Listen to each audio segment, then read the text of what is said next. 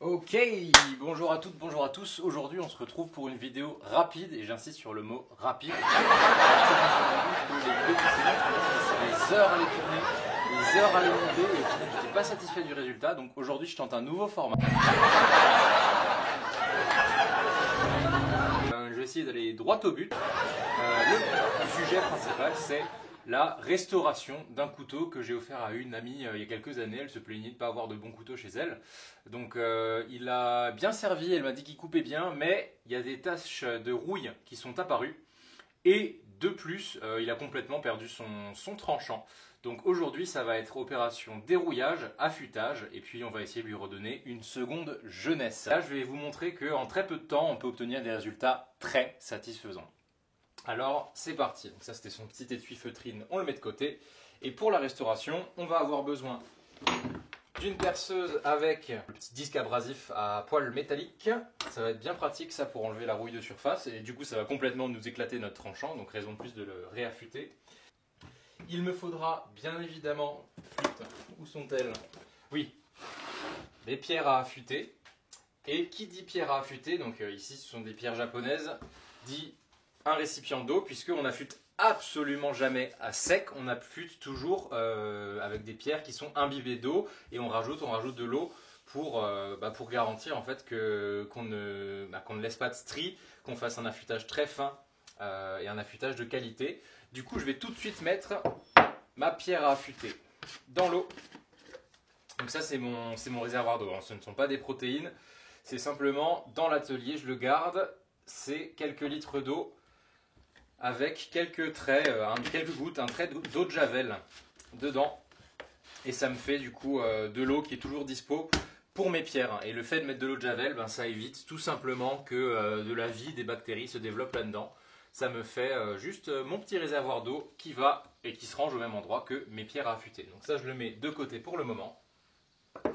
Et il nous faudra aussi de la moutarde, une cuillère pour la moutarde, pour se faire un sandwich ou pour rénover le couteau, vous verrez au cours de la vidéo, du sopalin de l'essuie-tout et du vinaigre. Et avec tout ça, on est paré, on est pas mal. Et on pourra faire une restauration rapide et efficace de ce couteau. Allez, c'est parti. Donc il y aura certaines phases en accéléré, notamment les phases répétitives. Et je reprendrai la parole en vitesse réelle quand je change d'étape ou pour vous donner des petits trucs et astuces. Allez, c'est parti.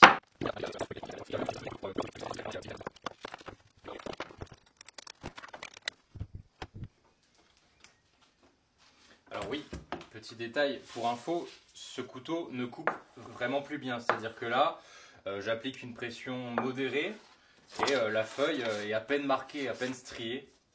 Il faut vraiment que je force à fond pour qu'on ait une coupure, une déchirure, mais il faut vraiment que j'appuie fort. Et en plus, le fait qu'en dessous, j'ai ici une petite tablette en pain, ça aide à la coupe, en pain souple. Donc ce couteau-là, il est clairement désaffûté. Hein. Ça, c'est vraiment juste voilà, la preuve, hein, c'est je le balade avec une pression modérée sur une feuille et ça coupe pas. Pression modérée, ça marche pas. Je suis vraiment obligé d'y aller comme un bœuf pour couper. Bon, on verra si les choses se sont améliorées en fin de vidéo. Allez, c'est parti pour le décapage en surface de notre couteau. C'est parti.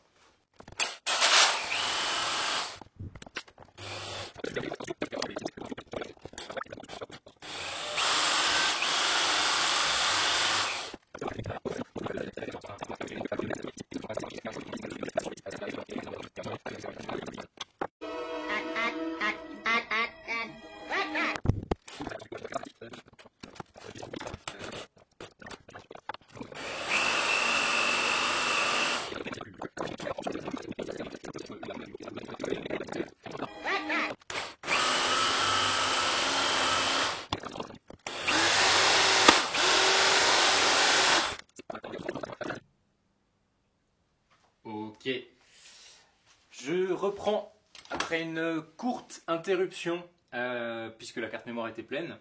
Et au final, le fait de rien que de charger les images, je me suis rendu compte que j'étais en train de faire non pas une erreur mais quelque chose de plutôt dangereux. J'étais en train de manipuler le couteau avec ici la brosse abrasive qui tournait dans ma direction, ou même dans l'autre direction, ça aurait été tout aussi grave. Si un fil métallique s'était détaché ou un morceau du couteau s'était détaché par malheur, j'aurais pu me le recevoir dans le visage. Alors, allez, au niveau du visage, des joues, c'est pas trop grave, tant qu'on a la bouche fermée, ça va. Par contre, je porte des lunettes en verre ou en polycarbonate, et celles-ci, elles peuvent éclater, elles sont pas du tout adaptées au bricolage. Donc celles-là, pour le moment, je vais les ranger de côté et je vais m'équiper avec l'équipement de sécurité individuel adéquat, c'est-à-dire des lunettes qui, elles, ne risquent pas d'éclater, même si elles se prennent un petit choc ou un moyen choc.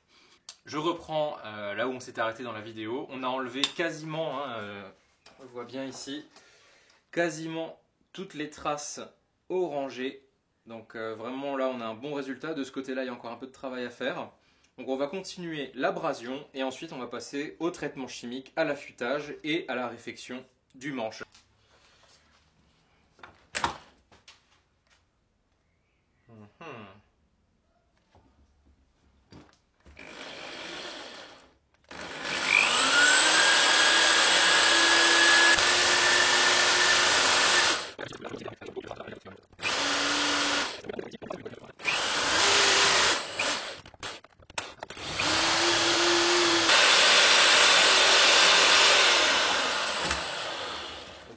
Alors je ne sais pas vous, mais moi je trouve que le résultat, pour allez, 10 minutes de travail, il est quand même assez incroyable et impeccable.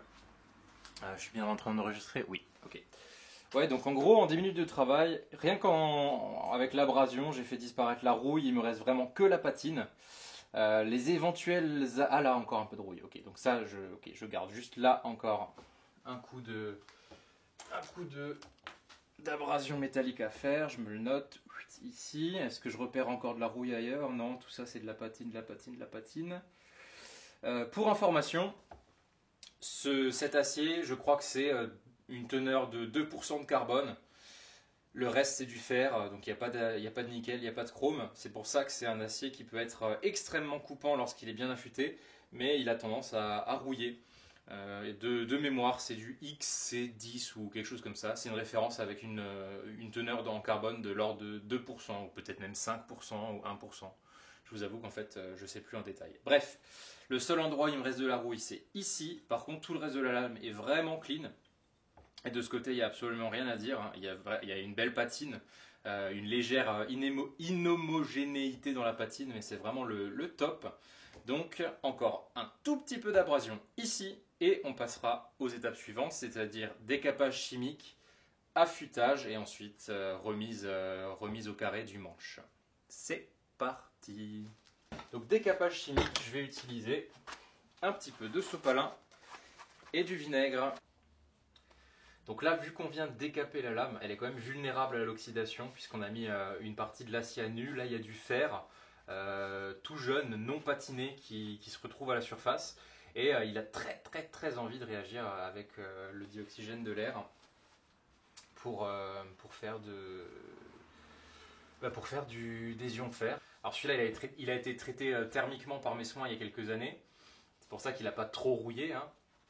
Mais de l'acier nu, notamment en présence d'humidité et encore plus de brouillard salin, donc d'humidité et de sel, se met à rouiller naturellement au contact du dioxygène dans l'air. Donc là, j'ai de l'acier nu puisque je viens de passer la brosse abrasive, donc je ne vais pas traîner. Et très rapidement là, je vais affûter le couteau et lui remettre de la patine. Le couteau est pas mal, hein.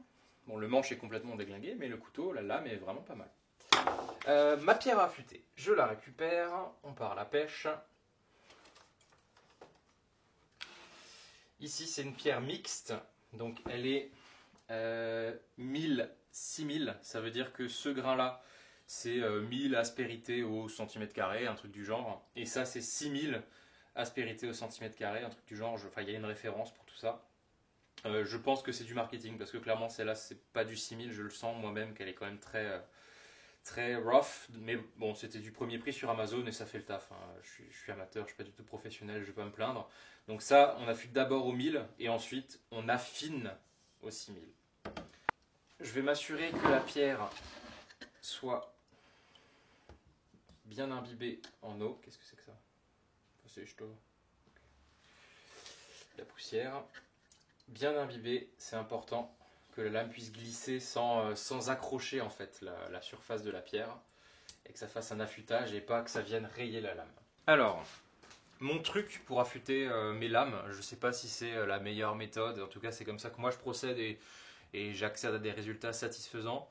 C'est que au début, donc déjà il faut choisir un angle. Généralement j'affûte sous un angle, je vais mettre perpendiculaire. Si vous affûtez comme ça, il n'y a aucune chance que ça coupe, on est bien d'accord. Il ne faut pas non plus affûter trop à plat. Donc moi j'ai un angle d'affûtage en général de, allez, à la louche, 20-30 degrés. Quelque chose comme ça. Et puis ce que je fais, c'est que je mets de la pression sur la lame lorsque je la pousse. C'est-à-dire que je viens vraiment racler le métal depuis le côté coupant vers le dos et non pas dans l'autre sens. On pourrait être tenté de se dire j'affûte, voilà, donc là je fais ce qu'il ne faut pas faire, j'affûte en brossant le métal en direction de la lame pour que ça fasse un bord ultra fin. Ben en fait non, parce que en fait, si on brosse dans le mauvais sens, on va accumuler du métal et un morphile ici. Donc moi je trouve que c'est plus efficace. Il y a peut-être des puristes qui me diront dans les commentaires que c'est pas du tout comme ça qu'il faut faire et je les remercie d'avance puisqu'ils m'auront appris quelque chose. Mais moi j'affûte dans l'autre sens, c'est-à-dire que sur une pierre bien mouillée, elle a tendance à absorber l'eau donc j'en remets.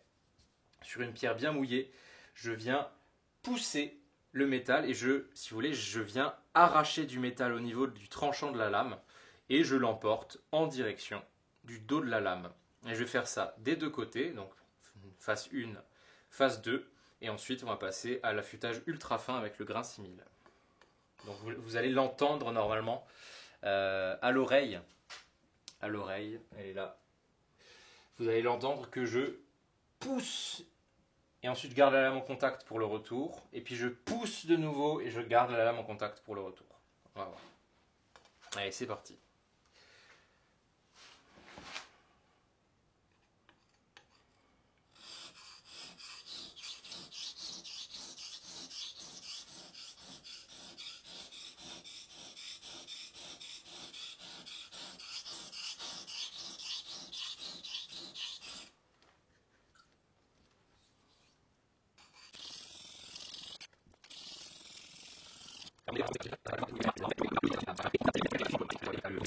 Un beau reflet. Ok, donc le plat de la lame, la zone plus fine, et encore après, tac, on a juste le petit millimètre qui est bien affûté. Et là, je me réfère du coup, donc ici, c'est bien affûté, c'est régulier comme épaisseur d'affûtage.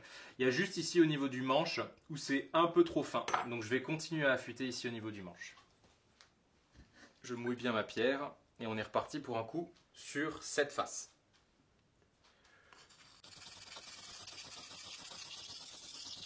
Une fois qu'on remet sur le côté de là, je vais mettre sur l'ensemble pour avoir une facette. Je vais faire une dizaine de coups de pierre. Celui-ci, là, je vais faire 2, 3, 4, ça va homogénéiser le manche.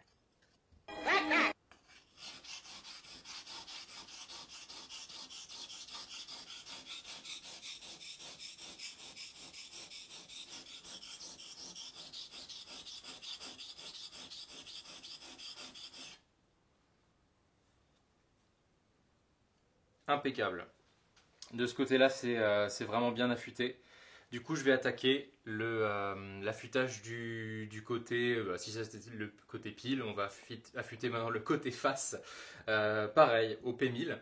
Et on va y passer à peu près la même durée pour avoir le même affûtage et toujours en prenant le métal au niveau de la lame et en l'amenant en arrière, en direction du dos. On peut déjà d'ailleurs faire un test intermédiaire parce que là, je le sens que ce couteau devient dangereux. Ouais, ok. Donc là, j'ai appliqué une pression modérée, comme au début de la vidéo, et c'est déjà vraiment coupant. Et si j'applique une pression forte, comme j'avais dû le faire au début de la vidéo, alors là, il n'y a aucun souci, ça coupe. Donc l'affûtage là est vraiment en train de bien fonctionner. Je suis satisfait du travail sur la lame. Reste à voir le travail sur le manche, mais pour la lame, je suis vraiment pour le moment hyper content. Donc on continue. Allez, c'est parti. Donc ce côté est bon. Un peu d'eau sur ma pierre. Et on attaque le côté face.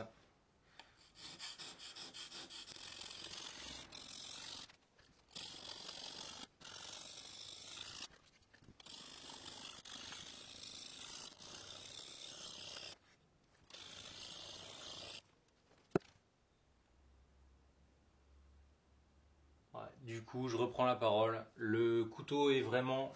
Je reprends la parole et puis je dézoome. Wow, faut se baisser bas pour vous parler. Le couteau, ça y est, il est plutôt bien affûté. Donc je vais pouvoir passer au P6000 pour parfaire le tranchant. Mais j'ai vraiment là un bon millimètre de fil qui est super propre. Au doigt, je cherche s'il n'y a pas un morphile, c'est-à-dire un amas de métal qui se serait formé au niveau de la lame. Ce n'est pas le cas, je ne sens pas de morphile. C'est, je pense, parce que justement, je racle le métal depuis la lame vers le dos. C'est ça la petite astuce. Si on le fait dans l'autre sens, on aurait un morphile. Avec mes mains, je vais ressentir où est-ce que j'ai vraiment de la douceur pour affûter finement. Bah, grosso modo, c'est sur cette section-là. C'est ici que je vais affûter. Là, il y a un défaut de pierre et là aussi. Donc, je vais affûter sur cette section-là.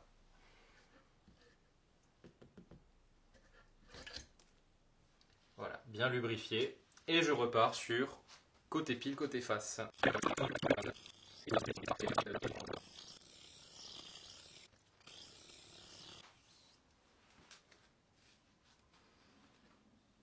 Correct.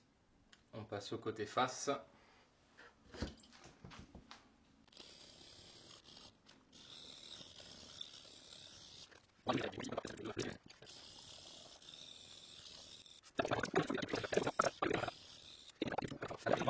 Ranger tout ça hors caméra tout à l'heure. Là, on va avancer ensemble. Comme je vous ai dit, c'est la réparation rapide.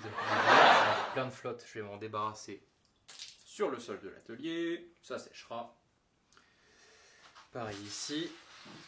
Ok, c'est ma planche sacrificielle, mais enfin quand même, si j'arrive à la garder propre un peu plus longtemps, c'est bien. Là, mon mort en chaîne, ça monte. Le tranchant commence à être vraiment bon. Et maintenant, je vais passer à l'étape où je vais protéger, où je vais tenter de protéger, puisque je n'ai jamais essayé cette technique. J'en ai entendu parler, mais je ne l'ai jamais essayé. Je vais tenter de protéger plus durablement que ça n'a été par le passé. Le couteau contre la rouille. Donc déjà, il y a eu le traitement thermique, il a bénéficié du traitement thermique, ce couteau, c'est de l'acier trempé, que j'ai trempé moi-même.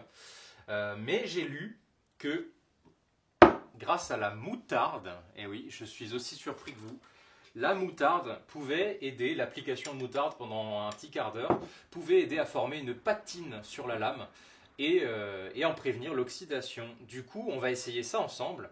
Donc c'est parti, je vais appliquer un petit peu de moutarde sur ma lame.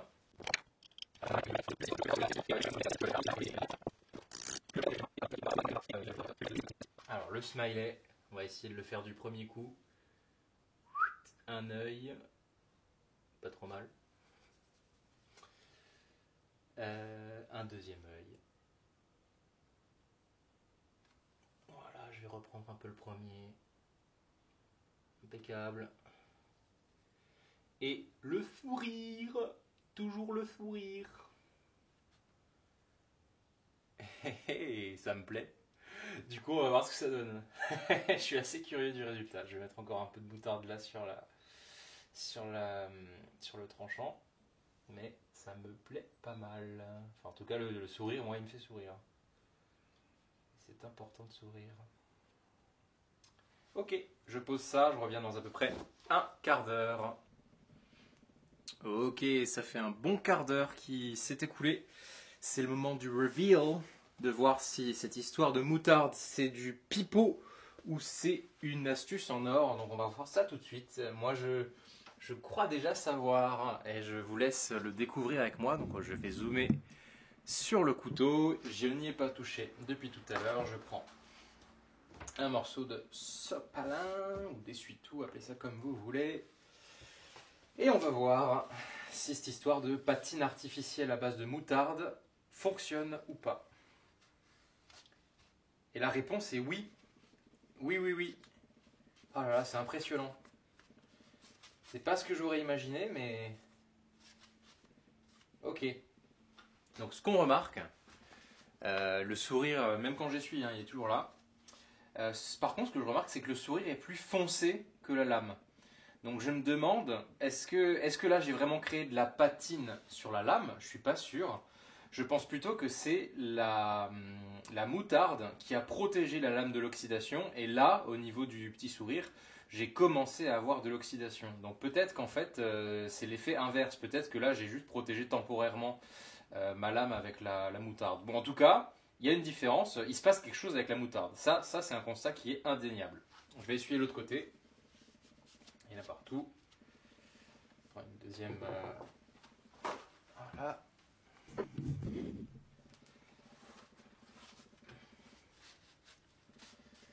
Ah, ça nous fait quand même une jolie lame. Bah, du coup, elle est toujours affûtée, hein, ça n'a pas changé. Elle n'a pas rouillé dans le quart d'heure où je l'ai laissé, ce qui est déjà pas mal. Et il est amusant ce petit smiley. Moi, je l'aime bien. Je le trouve, je le trouve marrant. Attendez, est-ce que je peux avoir le focus? Focus là-dessus. Il est chouette, il me plaît. Bon, je vais le laisser comme ça. Et puis on verra. Je mettrai dans la description comment ça a évolué, s'il y a des zones qui ont rouillé plus vite l'une que l'autre. Donc là, je vais travailler le manche maintenant. Je vais le rendre à mon ami et je lui demanderai de me faire un petit retour photo dans environ peut-être une semaine ou deux ou un mois. Et puis je laisserai un petit commentaire ou une petite annotation dans la description pour vous dire quel a été l'impact de la moutarde sur la résistance de la lame à l'oxydation.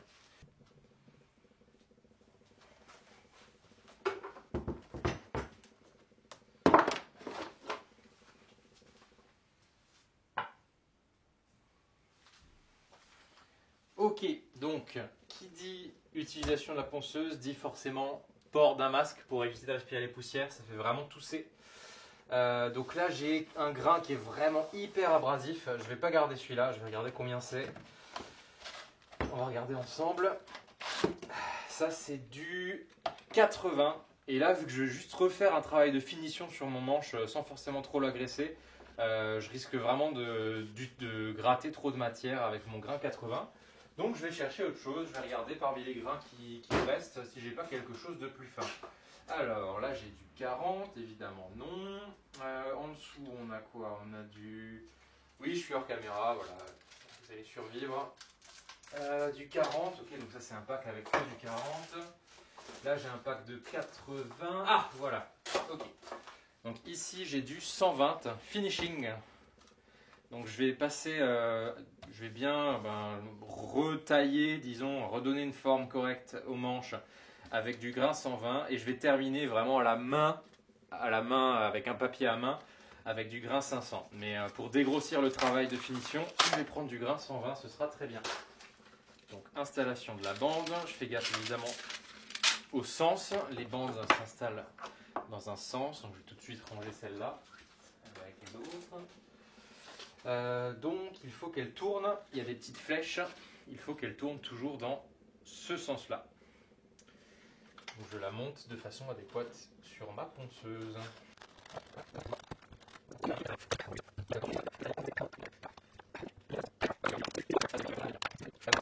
Hop, là ça a rendu premier coup. Je verrouille ma bande en place et je la mets en tension. Je branche ma ponceuse. Alors pour ceux qui savent utiliser une ponceuse, ça paraît évident, hein, mais là c'est vraiment une vidéo pour les amateurs. Je veux que ce soit accessible à tous. Je vérifie que mon sens de rotation est bon. Voilà. Donc on est bien dans le bon sens de rotation qui était inscrit sur la bande. Et quand on installe une nouvelle bande, certains ne savent pas à quoi sert cette petite molette, là en haut de la ponceuse. Donc c'est pour régler la perpendicularité de la bande par rapport à ses guides et au rouleau de la ponceuse.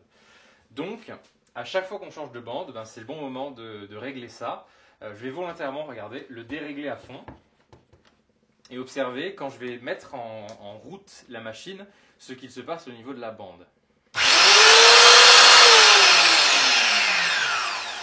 Vous l'avez peut-être vu, elle s'est décalée vers la droite. Donc vers votre droite, notre droite. Attendez, je vais mettre dans le même axe que vous. Du coup, je la règle complètement dans les choux. Voilà.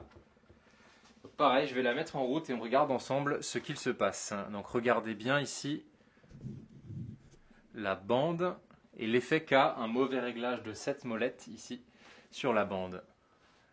Je me mets dans l'axe.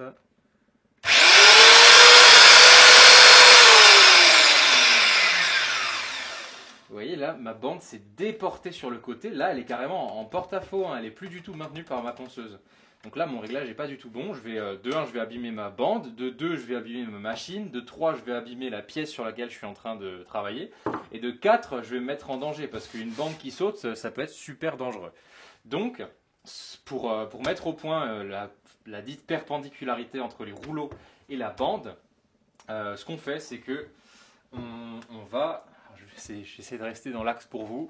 On va mettre la ponceuse en route et puis on vient visser ou dévisser cette petite molette de réglage jusqu'à ce que la bande soit centrée sur la zone de travail et qu'elle ne soit pas non plus collée tout à droite contre le bord de la ponceuse parce que sinon là on va user prématurément le côté droit de la bande à poncer. Donc c'est parti, je vais faire mon réglage. Est-ce qu'on est dans l'axe de votre côté ?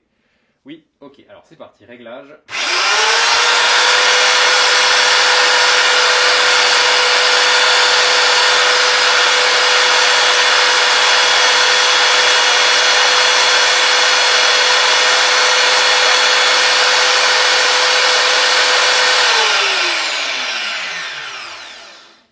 Et on est bon. Donc là, on a une bande qui est centrée, qui ne frotte pas à droite, qui ne déborde pas à gauche, et on est prêt à travailler. Donc je ne vais pas faire un travail très long sur ce couteau, je vais simplement... Ah oui, tiens, je viens d'avoir une petite idée. Je vais protéger la lame avec un peu de scotch. Si j'ai du scotch électricien, c'est le top. J'en ai, super. Je vais protéger la lame avec un peu de scotch parce que vu que je viens de l'affûter, en fait ce serait dommage que je me coupe dessus. Et le scotch électricien, il est très peu collant, donc il ne va pas laisser de résidus sur la lame, il ne va pas il va pas détériorer l'affûtage. Et il va par contre protéger mes doigts si jamais la lame, le côté tranchant de la lame entre en contact avec mes doigts. Donc, hop, un peu de scotch électricien, ce sera facile à enlever. Et je vais retailler, alors, grossièrement, hein, le manche. C'est parti. Comment faire? On va faire comme ça.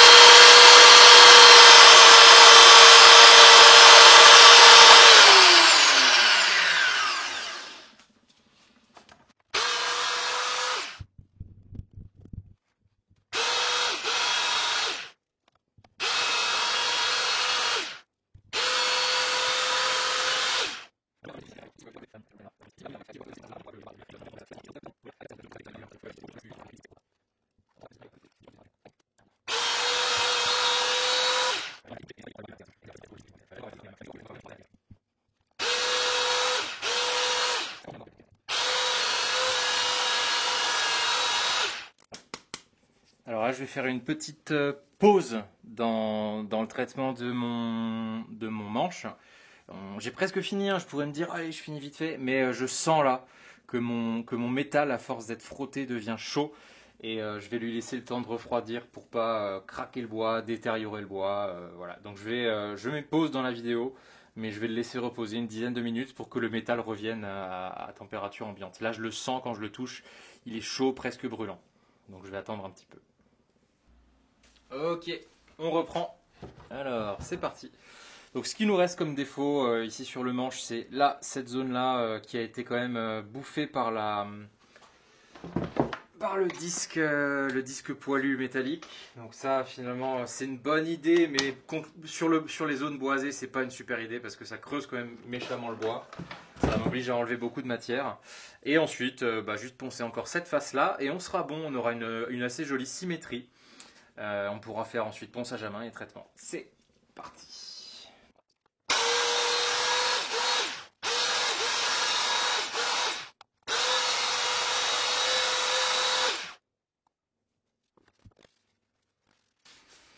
Bah, ça me paraît pas mal. Donc je vais mettre la ponceuse électrique de côté.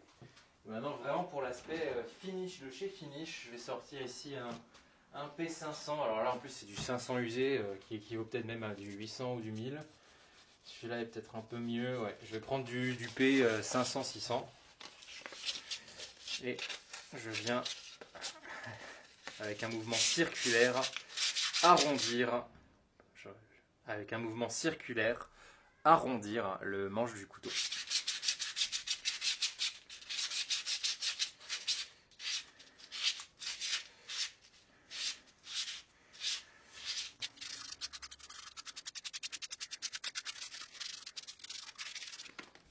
Voilà, donc là j'obtiens vraiment un manche qui est très, croyez-moi, hein, très agréable à tenir. Il fait la taille de ma main, donc il sera un peu plus grand que la main de mon ami, qui doit peut-être être 2 fois plus petite au niveau de la main. Mais c'est vraiment un plaisir à tenir là, ce bois extrêmement doux du fait du ponçage ultra fin qu'on lui a fait subir.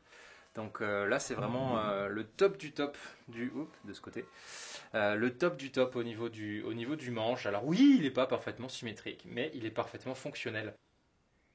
Oh, allez, non. On a dit que c'était la journée sans prise de tête. Il y a eu le smiley qui est rigolo, il y a des marques d'usinage, il y a une patine pas dégueu. Donc on reste là-dessus. Je vais remettre juste un petit coup de moutarde par acquis de conscience. Parce que, je ne sais pas si vous remarquez, si je vais zoomer, normalement vous devriez le voir une fois zoomé. Oui, je vais vous le montrer, ne bougez pas. Le couteau. Il y a quand même, au niveau de l'histoire de la moutarde, peut-être quelque chose qui s'est passé, parce que regardez. Donc ça, c'était de l'acier que j'avais traité, entre guillemets, avec la moutarde. Ça, c'est sans moutarde, donc a priori oxydé, et on verra si ça tient. Je pense que c'est cette partie-là qui va rouiller en premier. Mais par contre, l'acier qui était derrière le bois, lui, est quand même beaucoup, beaucoup plus clair. Or, la patine, c'est quand l'acier devient sombre, prend un aspect gris sombre, et c'est à ce moment-là qu'il résiste mieux à l'oxydation. Je ne sais pas pourquoi. Donc, je vais remettre, maintenant que j'ai complètement fini de retailler le manche, je vais peut-être encore le poncer un petit coup au P500 juste pour lui donner une belle rondeur. Mais avant de faire le finish du manche, je vais passer la lame à la moutarde de nouveau, deuxième traitement à la moutarde. Et là d'ailleurs on voit bien les 3 plans du couteau, les 3 plans de lame, enfin le plan de coupe et les 2 plans de support. Donc premier plan là qui est brillant, c'est le côté plat du couteau, plat et épais. Deuxième plan, c'est le premier biseau. Et dernier plan, là la petite fine lame que vous voyez brillante à l'écran, ça c'est le tranchant, c'est celle qu'on a affûtée avec la pierre japonaise. Donc premier plan, deuxième plan, troisième plan. Pour l'huile, j'utilise de l'huile de lin. Hop, de l'huile de lin premier prix. De grande surface de bricolage, un chiffon propre, plutôt propre, et puis ensuite la touche finale. Donc on va laisser l'huile de lin être absorbée pendant quelques minutes. La touche finale, ce sera un tout petit peu de cire d'abeille japonaise, hein, donc des abeilles qui butinent apparemment des cocotiers. Ça donne un petit finish, déjà une odeur sympa quand on met le nez contre. Et un finish en main qui est vraiment super, et il y a une bonne tenue dans le temps, et en plus c'est une cire qui est compatible avec l'alimentaire. Donc voilà, cire que j'apprécie beaucoup depuis des années. On commence par l'huile de lin qui elle doit pénétrer le bois.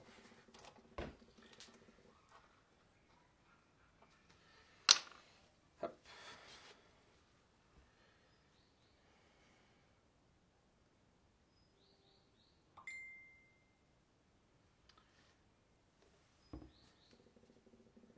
J'ai gaffe à pas me couper du coup. Et j'huile. J'aime quand on m'enduit d'huile. J'aime quand on m'enduit d'huile. C'est ce que le couteau dirait. Voilà, j'huile de façon homogène. Vraiment, faut pas hésiter à en mettre beaucoup, à imprégner le bois, parce que là, en fait, mine de rien, ça fait des années qu'il est lavé, nettoyé au dégraissant. Donc en fait il est super sec même à cœur. Donc là je vais lui donner l'amour qu'il mérite. Je vais l'huiler, le saturer en huile. J'aime quand on m'enduit d'huile. Voilà, tourne et retourne. Tourne et retourne, tourne et retourne, tourne et retourne, tourne et retourne, tourne et retourne, tourne et retourne, tourne et retourne, tourne et retourne, tourne et retourne, tourne et retourne, tourne et retourne. Je sens que la lame, parfois je passe mon doigt pas trop loin et ouh, elle est bien aiguisée.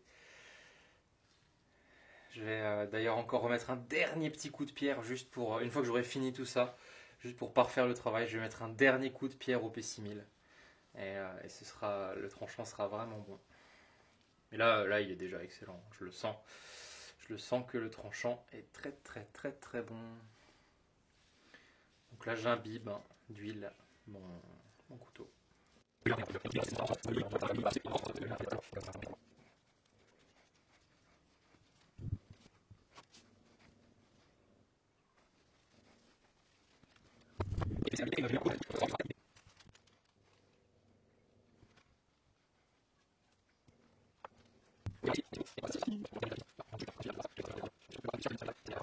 Voilà. Donc en surface là on est plutôt sec, c'est bien. Du coup, ouf, nouvelle couche de base. Et je prends ma cire.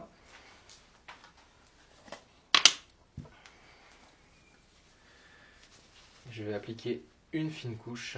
Vraiment, il faut rien à moins d'un centimètre cube pour une petite surface comme ça. Une fine couche de cire sur le manche. Donc là, la couleur ne change plus trop. Ça la rend peut-être un peu plus dorée, mais c'est tout. Niveau couleur. Voilà, donc une fine couche de cire qu'on applique de façon homogène sur tout le couteau. Un peu. Hop. Voilà, comme ça on est sûr d'en avoir assez.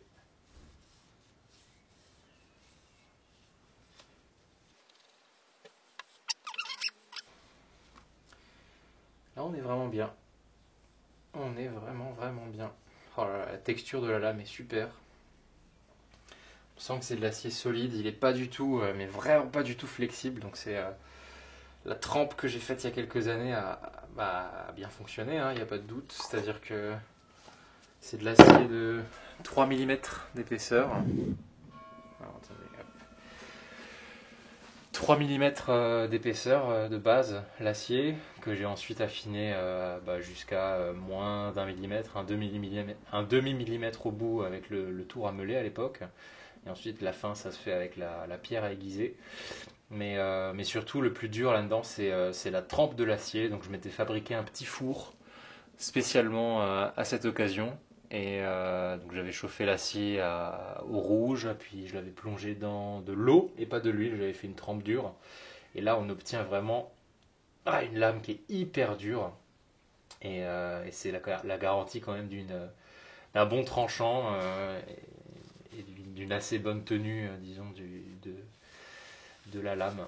Donc je suis vraiment content de ce couteau. Peut-être le truc que je regrette, c'est l'essence de bois que j'ai choisi. Là c'est du pin. Donc c'est un peu naze, il aurait vraiment de la valeur si c'était une essence de bois un petit peu plus recherchée comme de l'acacia ou du chêne. Mais quoi qu'il en soit, je suis quand même très fier de ce couteau. Je l'aime beaucoup, je l'ai offert à quelqu'un qui compte pour moi, une très bonne amie. Et donc l'important c'est pas qu'il soit parfait. Là en plus maintenant il a ce petit smiley qui est gravé en lui et qui me plaît bien, qui est rigolo. Donc c'est vraiment un objet que j'apprécie et je pense que mon ami va être content de le retrouver et qu'il reprenne du service pour quelques années jusqu'au prochain entretien. Merci à tous en tout cas d'avoir suivi cette vidéo. Elle était peut-être un peu plus longue que les autres, le format était différent. Mais en tout cas moi j'ai passé une après-midi de plaisir à faire ces plans pour vous et à faire cette restauration pour mon ami. Donc voilà, Macha, Machouille, Mariam, peu importe, tu te reconnaîtras. C'était un plaisir et puis à vous les viewers, merci d'avoir suivi la restauration de ce couteau avec là un super plan sur les 3 facettes, la facette plane, le premier biseau et le côté tranchant. plat, biseau, tranchant.